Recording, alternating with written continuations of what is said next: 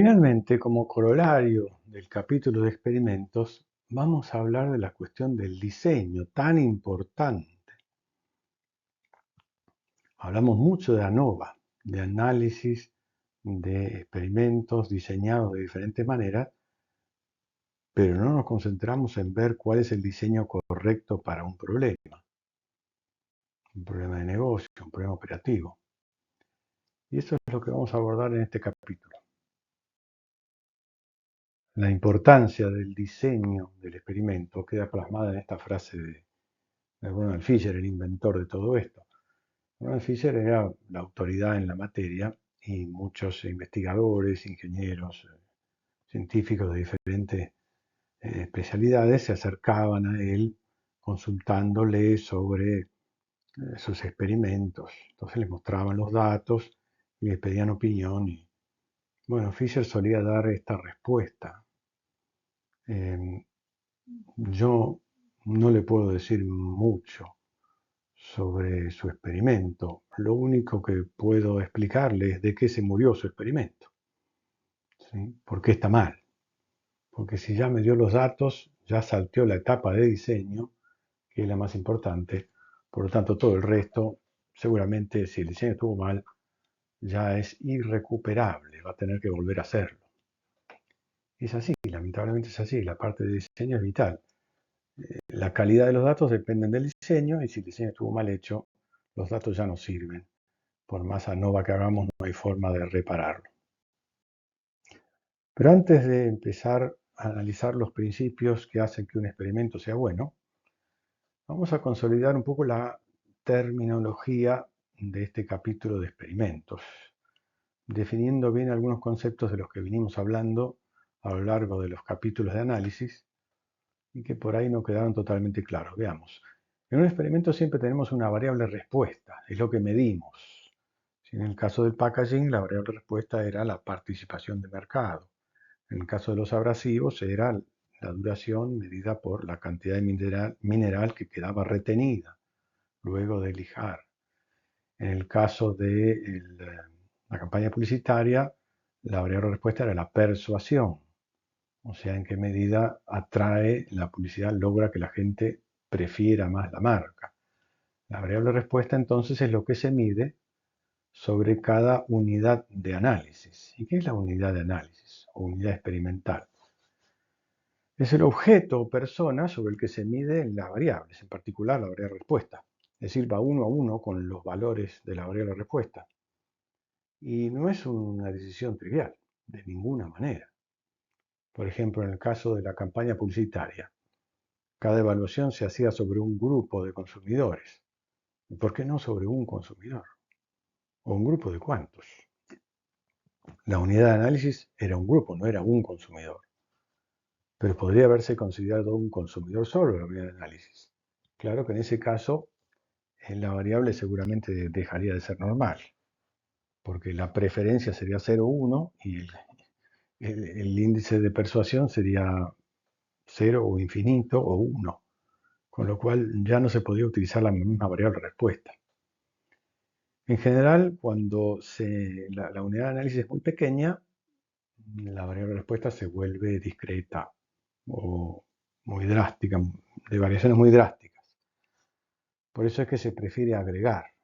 En experimentos agropecuarios, la unidad de análisis típicamente es una parcela de tierra o un animal, pero a veces puede considerarse un conjunto de animales o una parcela más grande. Si la parcela es muy pequeña, está sujeta a variaciones muy drásticas, y se puede haber inundado o obtener una fertilidad extraordinaria o cualquier cosa puntual que haya pasado, una plaga, que la afecte totalmente. En cambio, si es más grande, los efectos son más atenuados. Con lo cual hay una decisión ahí principal y fundamental de la unidad experimental, unidad de análisis que hay que tomar.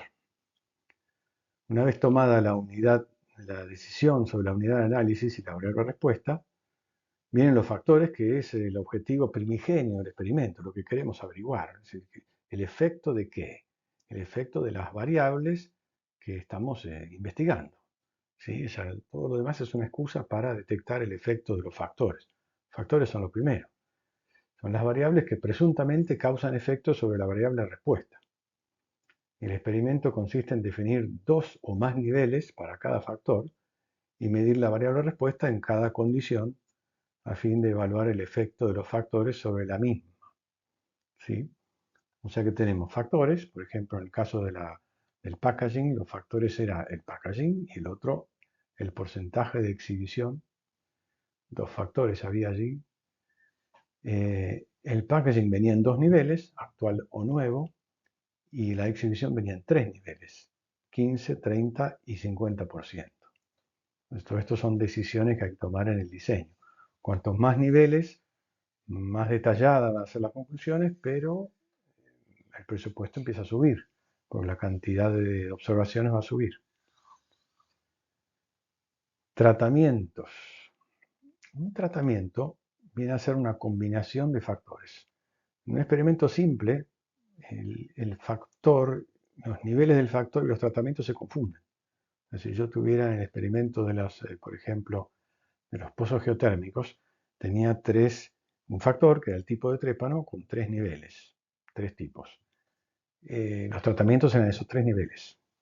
¿Sí? Nada más, se confunde con los niveles del factor. Pero cuando hay dos factores, los tratamientos están en los cruces. Ahora vamos a verlo con más detalle. ¿Sí? O sea, en el caso del packaging teníamos tres exhibiciones, tres niveles y dos niveles de packaging que forman 6 tratamientos. La palabra tratamiento es un poco tirada de los pelos para experimentos industriales o comerciales, pero esto nace en los experimentos agropecuarios y ahí caía como anillo al dedo, por ejemplo, el tratamiento que le damos a los animales, por ejemplo, con una dieta o una vacuna. Esos tratamientos son la combinación de la dieta y la vacuna, son propiamente la forma en que tratamos a cada animal. Pero la terminología se usa en todo el campo experimental. Veamos un ejemplo agropecuario que son los más simples, donde la terminología es más adecuada. El objetivo es mejorar las semillas de un cultivo, trigo, por ejemplo. Entonces tenemos varias semillas que consideramos analizar, pero además nos gustaría evaluar el efecto de 4 herbicidas. Vamos a primero adoptar una unidad de análisis, que será una parcela de terreno suficientemente grande para lograr una medida estable, como decíamos antes, que no sea demasiado chica para que esté sujeta a inestabilidad. Además, las parcelas tienen que estar separadas, porque si están pegadas, la siembra de una semilla puede pasarse de una a la otra y contaminarse las mediciones, con lo cual tiene que haber caminos en el medio. Todo esto ya pertenece más a los agrónomos, ¿no? Al campo de los agrónomos, ¿no? Pero bueno, hay que tener cuidado con esa unidad de análisis. La variable respuesta será el rendimiento, la producción en quintales por hectárea de cada parcela, sean iguales o distintas en superficie, medimos quintales por hectárea. Los factores son dos, como decíamos antes, es lo primero del experimento, lo que queremos evaluar. Semillas tenemos 3, A, B y C, y herbicidas tenemos 4 que estamos considerando, por lo tanto, esos son los números de niveles. Los tratamientos son todas las combinaciones de semillas con herbicidas, que 3 por 4 nos dan 12 tratamientos.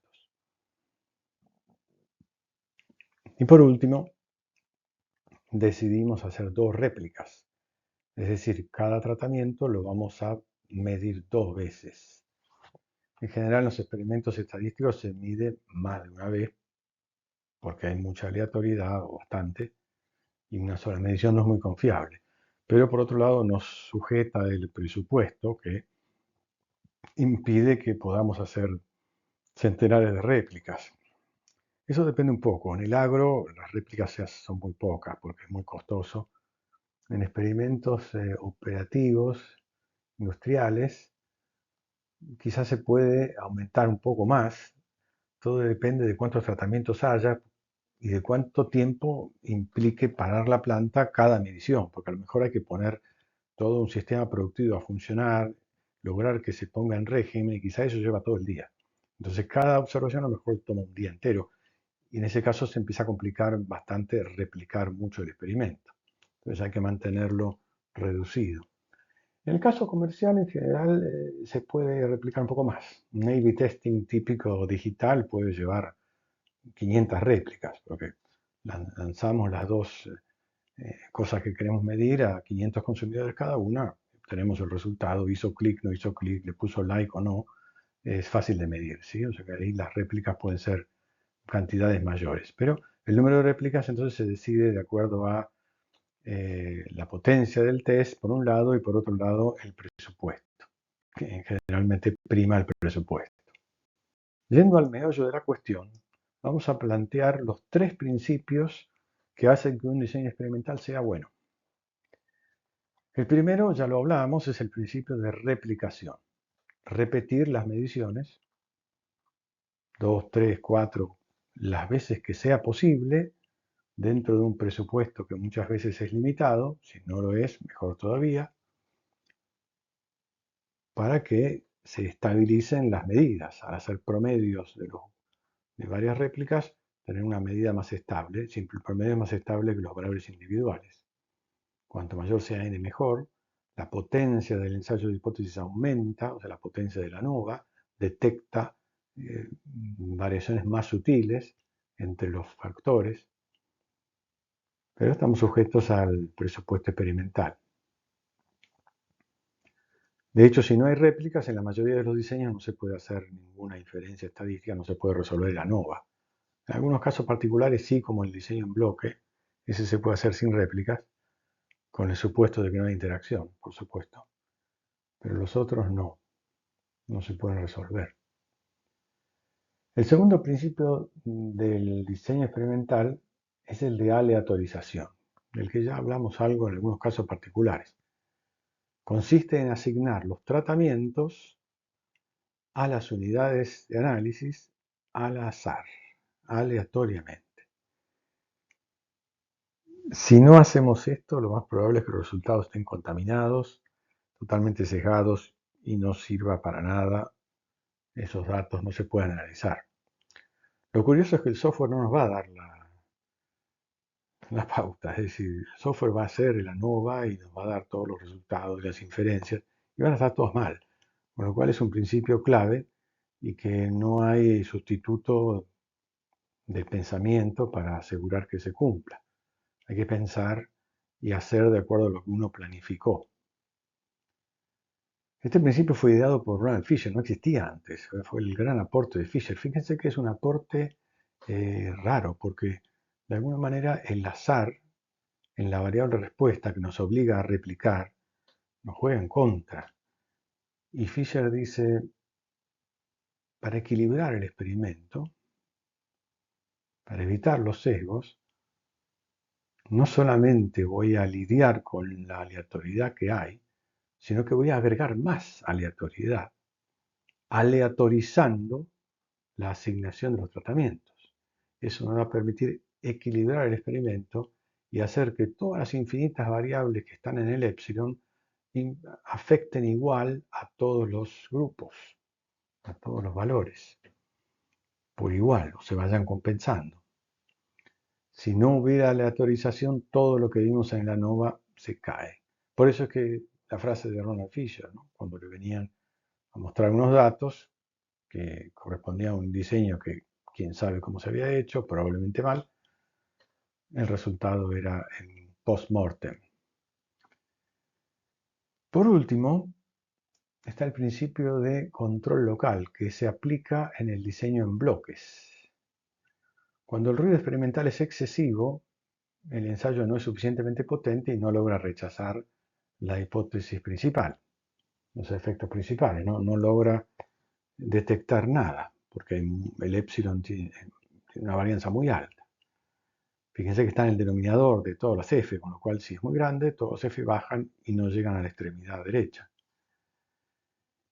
Entonces, en ese caso es cuando se aplica el principio de control local, que consiste en clasificar las unidades de análisis en bloques según un factor que influye mucho en la variable respuesta para controlar el ruido, o sea, para nunca calcular la varianza a través de los bloques, sino que calcularla adentro, solamente adentro de los bloques, que es mucho más pequeña, porque la variable de bloque influye desmedidamente en la variable respuesta. Es algo parecido a la estratificación, de la que quizá hablaron en la materia anterior, pero en vez de orientarse a mejorar la estimación general de una variable, se orienta a detectar más nítidamente el efecto diferencial de los factores, quitando error, quitando ruido experimental. Aquí tenemos un ejemplo visual de aleatorización. Volvemos al caso de las 3 semillas y los 4 herbicidas, el agropecuario, y supongamos que tenemos un campo donde hemos demarcado 4 por 6 parcelas, 24 parcelas rectangulares demarcadas en la superficie del campo rectangular, supongamos por simplicidad, en la realidad por ahí es un poquito más complicado, pero supongamos que están así. Y tenemos que aleatorizar. ¿Cómo se hace para aleatorizar? Bueno, en este diseño tenemos 2 réplicas, con lo cual cada tratamiento, como el A1, lo vamos a medir 2 veces, punto 1, punto 2. Tratamiento C3, vamos a medirlo en C3.1, C3.2. Entonces lo que hacemos es asignar cada uno de estos tratamientos, de los 12 tratamientos, a una de estas unidades de análisis al azar. ¿Qué tratamiento le toca a la primera? Bueno, al azar le tocó el B3 y será la primera medida del B3, B3.1. Al segundo hacia la derecha le tocó el C2, al azar. Simplemente hay que elegirlo al azar. Esto se puede hacer muy fácilmente enumerando las parcelas, las unidades de análisis, y ordenando aleatoriamente, con números aleatorios, los tratamientos. O sea, listo los tratamientos en orden alfabético, le pongo un número aleatorio al lado y luego los ordeno según el número aleatorio y como están enumeradas las parcelas, los voy asignando uno tras otro. Fíjese que el tratamiento A2 quedó en 2 celdas contiguas. Puede ser, la aleatorización tiene, el azar tiene esas peculiaridades. Y el B4 también, aquí abajo, quedó en 2 celdas contiguas. El B1 también. Eso es, puede ser un problema porque celdas contiguas pueden compartir fertilidad o algunas otras características. Va a pasar porque el azar es así. Lo importante es usar el azar para equilibrar todas las cuestiones, el efecto de las infinitas variables que pudiera estar afectando cada parcela, sobre todo en experimentos de campo como estos, de campo propiamente dicho, en el campo. También un experimento de campo era el del packaging, porque medíamos en puntos de venta. El caso de la idea publicitaria era un experimento semicampo, porque ahí teníamos a los consumidores en un entorno especial, pero eran consumidores de verdad. También es una historia, un híbrido entre campo y laboratorio. El caso de los abrasivos era un experimento de laboratorio, con lo cual ahí había menos, a lo mejor menos necesidad de reducir de replicar y reducir el ruido, ¿no? En los experimentos de campo hay mucho más. En general hay mucho más ruido y hay que hacer la mayor cantidad de réplicas posible y siempre aleatorizar bien. Y por último, como comentábamos en el capítulo anterior, una decisión más es sobre la naturaleza de los factores, si serán fijos o aleatorios. Cuando los niveles en la población son pocos y el presupuesto experimental da, siempre es conveniente probarlos todos, que sería factor fijo. Cuando los niveles son muchos y no hay presupuesto para todos, entonces una posibilidad es elegirlos al azar. Esto se hace cuando el factor es una variable nominal. En cambio, si el factor fuera una variable ordinal o cardinal, no se utiliza el factor aleatorio. ¿Por qué? Veamos este caso. Cantidad de fertilizante. Este factor es un factor cardinal, son números cardinales. 10 es más que 20, es el doble de 20, 30 es el triple de 10, 50 es el quíntuple de 10 y 2 veces y media de 20. O sea, puedo hacer cocientes y diferencias, son números cardinales. En este caso no tendría sentido. Hay infinitas posibilidades, ¿no es cierto? Hay infinitas dosis de fertilizante que puedo usar. No voy a elegir al azar entre las infinitas dosis, sino que voy a elegir algunos niveles, los que pueda, la cantidad que pueda, dentro del rango viable. Entonces, yo sé que 50 es un máximo que no debo superar y 10 es un mínimo, entonces recorro este rango con la cantidad que pueda, la cantidad de niveles que pueda. Si es un experimento muy preliminar, a lo mejor voy a las dos puntas, 10 y 50, nada más. Si es un experimento donde quiero ver la curvatura de esta curva, por ejemplo, alguna saturación, entonces pongo más niveles. Si el factor es ordinal, como era, por ejemplo, no recuerdo alguno que tuviéramos ordinal, pero hay casos en los que los niveles son números, pero no se pueden calcular las diferencias. Son meramente ordinales, uno mayor que el otro, pero las diferencias no tienen sentido. En ese caso, tampoco tendría sentido elegirlos al azar. Otra vez se busca el rango y se toman expresamente algunos niveles. Entonces, solamente se usa factor aleatorio cuando se trata de un factor nominal, donde no hay orden y además tiene demasiados niveles para entrar en el experimento, para el presupuesto. Lo interesante del factor aleatorio es que la inferencia se aplica a toda la población, a todos los niveles de la población, no solamente a los que participan en el experimento, porque esa selección al azar permite representar a toda la población. Y aquí, para cerrar, tenemos algunos ejemplos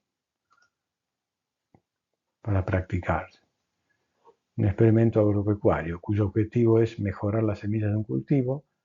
La variable de respuesta es el rendimiento, factores semilla herbicida, factor de control fertilidad.